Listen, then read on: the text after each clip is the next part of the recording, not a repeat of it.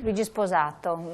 Guarda, io credo, faccio una breve considerazione in merito alle motivazioni che possano aver spinto il segretario della CGIL Camusso e chi lo circonda, il proprio staff. Credo che ci sia in fondo un senso di rivalsa verso un governo che è stato fino al momento sordo. Diciamo che le parti sociali erano per antonomasia quelli più sentiti, più ascoltati da tutti i governi. È indubbio che con l'avvento di Renzi i sindacati hanno sofferto parecchio la difficoltà e la mancanza di un dialogo. Secondo me giustamente, nel senso che andava fatto il dialogo, ecco, non giustamente la sofferenza. Inaspettatamente, secondo me. No, perché i presupposti c'erano tutti. Quando si parlava di rottamare, il concetto di rottamazione, che dovrebbe forse essere sostituito con innovazione e sviluppo, andava in tutte le direzioni e adesso non è un caso sta andando anche verso la rottamazione dell'Europa, questo è il tentativo, insomma.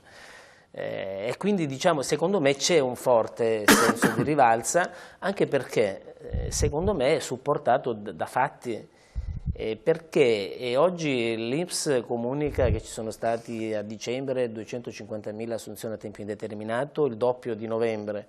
Se ricordi Elena ne parlavamo, l'avevamo anticipato, ma non è, tutti sapevano che sarebbe stato così perché gli sgravi finivano al 31/12, quindi tutti si sono affrettati a stabilizzare gennaio, febbraio, marzo, vedremo questi dati, non so se saranno tanto, speriamo che siano positivi, ma insomma i consulenti del lavoro lo sanno, che vedono le assunzioni giornaliere, non ci sono tutte queste assunzioni come.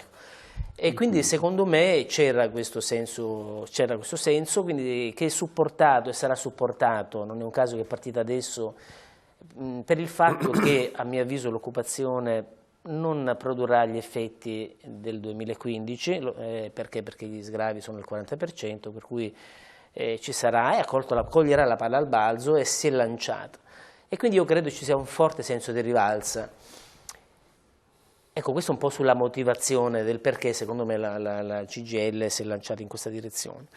E per quanto riguarda nel contenuto, anche se ancora parliamo di intendimenti da parte del segretario generale, e c'è questa carta di diritti universali per il lavoro che veniva accennato prima, ma io mi chiedo, io come imprenditore, io non faccio parte del lavoro, cioè io perché devo essere, io sono un imprenditore, non sono un piccolo artigiano, non sono un piccolo professionista perché sono un'azienda un po' più grande, però perché io non devo essere coinvolto in questo diritto del lavoro? Io non appartengo al lavoro, non faccio parte del lavoro.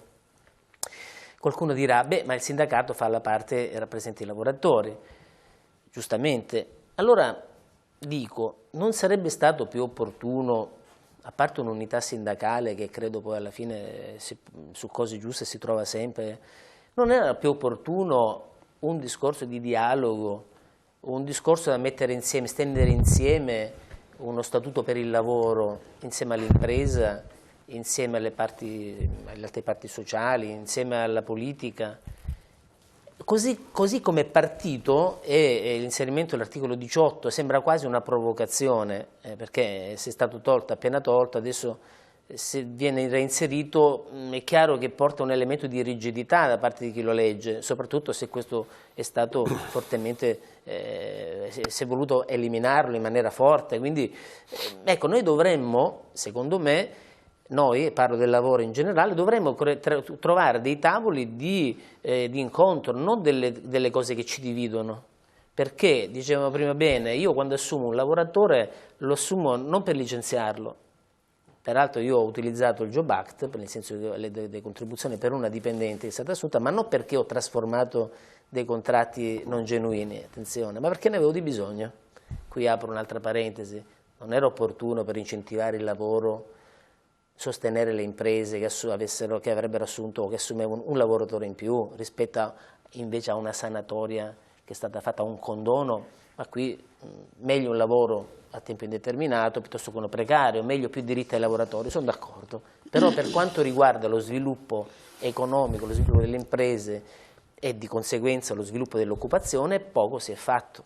Quindi, a mio avviso, sarebbe necessario un tavolo dove tutti gli attori si sedono, ognuno senza che guardi solo rappresentando quello che rappresenta, ma non rappresentando solo se stessi, rappresentando quello che è il futuro dei nostri figli, quello che sono le soluzioni che possono essere interessanti per sburocratizzare anche, perché no, il meccanismo, gli apparati statali, quelli, perché ce ne sono, insomma, la burocrazia, ridurre i contratti senza dubbio, attenzione, ridurre i contratti, di conseguenza però aumentare quelli di secondo e terzo livello, quelli che sono molto interessanti nelle aziende da fare, no? Quindi contratti più semplici. Condivido pienamente con il fatto che un imprenditore straniero, un investitore, non viene perché qui non c'è l'articolo 18 o perché, non è questo.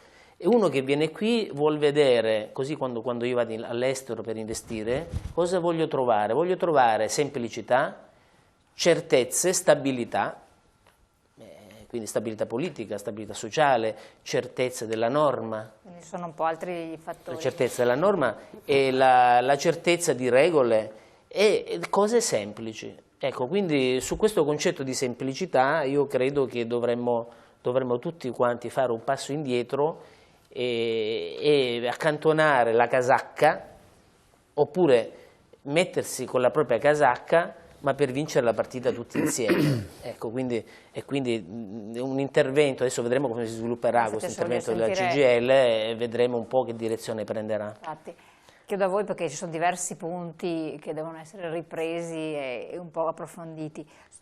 Avete già presente da dove cominciare o vi do subito il là? Beh, no, io avrei già modo di affrontare. Rispetto alla questione di trovarsi attorno a un tavolo, io ricordo che ad esempio c'è una proposta, e questa volta unitaria, sulle relazioni sindacali, relazioni industriali, e per ora ad esempio Confindustria non ha avuto neanche la decenza di rispondere. È una proposta unitaria appunto per costruire un modello contrattuale che sia differente rispetto al passato e che tenga presente anche di molte delle cose che oggi sono state emerse. Quindi i presupposti per discutere assieme tra le parti ci sono, a volte bisogna vedere chi in qualche modo non ha voglia di affrontare la cosa veramente, tant'è che insomma alcune dichiarazioni sono state dell'ordine che quello che noi abbiamo proposto è roba vecchia. Se leggiamo nel merito probabilmente roba vecchia non è, perché dà risposta reale alle esigenze non solo queste obiezioni, cioè del mondo del lavoro e tutto. Però io vorrei ritornare a un'altra cosa. Il motivo per cui noi partiamo a discutere la Carta dei diritti universali è anche un'altra questione, rispetto anche alla sollecitazione, ma perché io come imprenditore non sono qui dentro. C'è una cosa abbastanza basilare quando si insegna il diritto, e in particolare il diritto al lavoro, che è la cosiddetta tutela del contraente debole. Il rapporto tra datore di lavoro e lavoratore, a differenza dei rapporti di carattere commerciali, vede una figura in vantaggio rispetto all'altra, perché il lavoratore ha il cosiddetto stato di necessità, deve lavorare, e chiaramente può diventare un vantaggio per il datore. Ed è per questo... Lo dica a questo punto a Luigi, diretto rivolto a Luigi Sposato. È per questo che alla fine esiste il diritto al lavoro. Noi interveniamo con una nuova proposta, proprio perché è venuto meno questa tutela del contraente debole. Non voglio essere scortese, ma lei è proprio sicuro che l'anello più debole è il lavoratore in un'azienda? Renzi che non parli con la CGIL non cambia la mia quotidianità. La proposta della Carta dei diritti non nasce perché Renzi non parla con la CGIL, la proposta della Carta dei diritti nasce perché noi nei luoghi di lavoro vediamo tutto. Allora i bravi imprenditori ci sono che trattano anche bene i lavoratori, ma ci sono anche situazioni in Veneto che sono sull'ordine dell'illegalità. E allora non possiamo, voglio dire, fare i burri. Io non ce l'ho con gli imprenditori danno lavoro ai lavoratori, io ce l'ho rispetto a quelle condizioni in cui i lavoratori sono oggi, nel 2016, realmente sfruttati, e delle regole del mercato del lavoro che non permettono una vera emersione di un lavoro di qualità, cosa di cui avete parlato e su cui condivido, ma che invece ragiona di un lavoratore come un mero fattore produttivo per cui deve costare meno possibile, non deve avere problemi e deve funzionare finché funziona. Le voglio fare una domanda. Lei ha detto adesso che ci sono delle situazioni in aziende in cui ci sono i lavoratori che sono sfruttati. Lei crede che non ci siano delle situazioni in cui il lavoratore se ne approfitta delle tutele che ha o che aveva per poter essere un soggetto non positivo per l'impresa? Possono esserci queste situazioni o le esclude? Assolutamente, però il datore di lavoro ha il potere direttivo e disciplinare nei confronti del lavoratore subordinato. Lei va a fare sicuramente i tavoli di concertazione, giusto? Ha partecipato ai tavoli di concertazione. Ha partecipato anche ai giudizi che i giudici del lavoro esprimono, no? Io in tanti anni, 18 anni che ho tanti lavoratori, non ho mai visto una volta in cui il giudice ha dato ragione a un'impresa. Io non l'ho mai visto. Forse frequentiamo diversi tribunali. Poi potrei dire, questa è la mia esperienza. Poi c'è tribunale e tribunale, possiamo anche andare a vedere le situazioni. Quindi voglio dire, siamo proprio sicuri che è il lavoratore l'unico, ecco, non dico quello più debole, l'unico debole, o anche l'imprenditore che non ha la certezza di recuperare i propri quattrini, che fa degli investimenti con una pressione fiscale importante. Siamo proprio sicuri che lui è l'unico, non dico il più debole, che è l'unico debole, o anche l'impresa, l'imprenditore debole, con tutti gli errori che sono stati fatti in questi anni. Perché quando io ho visto il muraro, chiamate così, no? Che da un giorno all'altro è diventato esperto di finanza, mi sono venuti un attimo i brividi, perché ci siamo anche noi imprenditori, soprattutto nel cambio generazionale, a volte improvvisati, no? Siamo andati a fare delle cose che non siamo stati in grado di fare. Quindi ci sono anche le responsabilità dell'impresa. Ecco, diamole la possibilità di rispondere, se no troppe cose troppo sul fuoco. Stivali e anche ovviamente due battute velocissime. Allora, Giacomo ha già fatto riferimento ad un'importante azione unitaria, che la ricordo, insomma, che si sta mettendo in campo, che purtroppo ad oggi non ha ancora un riscontro con le controparti, però c'è un impegno importante, tra l'altro un altro impegno importantissimo che semmai poi dopo affronteremo, la questione delle pensioni. Certo. Noi abbiamo una piattaforma sulle pensioni, siccome tutti ci dicono non avete fatto tanto, solo 3 ore di sciopero, così la dico proprio brutale, questo non è vero, il collega me lo potrà dire, che noi siamo in campo anche su questo tema, che è il pilastro che si aggancia allo statuto dei lavoratori, cioè il welfare. Allora, quando il consulente del lavoro dice io da tecnico vedo tutta una serie di situazioni importanti che ahimè hanno dietro anche la pressione, no? Il carico personale ed emotivo, forse anche ideologico, sì, ma io ricordo che la maternità non è mica un fattore privato, Ha ragione. La maternità non è un fattore privato, non è che mi viene concessa dal datore di lavoro perché sono una brava lavoratrice e posso anche permettermi di avere una famiglia. Io aggiungo un'altra cosa, che non è solo una questione di donne, è una questione di famiglia a 360 gradi, non è il tema di oggi, ma vediamo che finalmente forse qualcosa si sblocca anche sull'idea di famiglia un pochino più allargata. Allora, dico, forse se ci ragioniamo non solo squisitamente da tecnici, guardi, anch'io delle volte rischio di essere un pochino, di scivolare sul tecnicismo, però la tecnica va con un indirizzo politico. L'indirizzo politico ad oggi è che l'imprenditore è solo, e altrettanto lo è anche il lavoratore. Mi sento anche di dire però che forse queste imprese che riescono a lavorare bene, perché non premiamo quelle piuttosto che rendere selvaggio il mercato per far sì che questo regolamenti il rapporto tra le parti di cui il lavoratore, mi spiace, poi ci potremo definire qualcos'altro in un altro futuro, è la parte debole di un rapporto di forza. Perché non facciamo pagare meno tasse ai bravi imprenditori e quelli che non le pagano li puniamo veramente doverosamente? Perché il costo del lavoro deve essere il costo del lavoro più alto in tutta Europa e ci ritroviamo in questa situazione? Io lo dico è slogan ovviamente, ma il ragionamento di regolamentare un mercato del lavoro inclusivo è perché, io la dico da persona che tutti i giorni affronta le lavoratrici e i lavoratori del nostro territorio, noi vediamo una situazione selvaggia. Io sono stufa di dimissioni per rientro alla maternità, io sono stufa di finte partite IVA e sono stufa, la dico per il nostro territorio padovano, di lavoratori in agricoltura che devono essere pagati coi voucher dentro campi non solo belli grandi, dove mi domando come il piccolo agricoltore possa continuare a pagare in voucher per campi che hanno estensione di una certa natura, dove quando andiamo in trattativa ci dicono col cavolo che i centri per l'impiego regolamentano il lavoro in agricoltura, ci interessa regolamentarcelo noi, punto. Questo noi vediamo. Poi possiamo anche discutere del bene, del male, della persona più brava, della persona meno brava, però noi questo vediamo e la gente è stufa. È veramente stufa. Sì, Elena, volevo dopo dare sentire Fortuny, volevo però...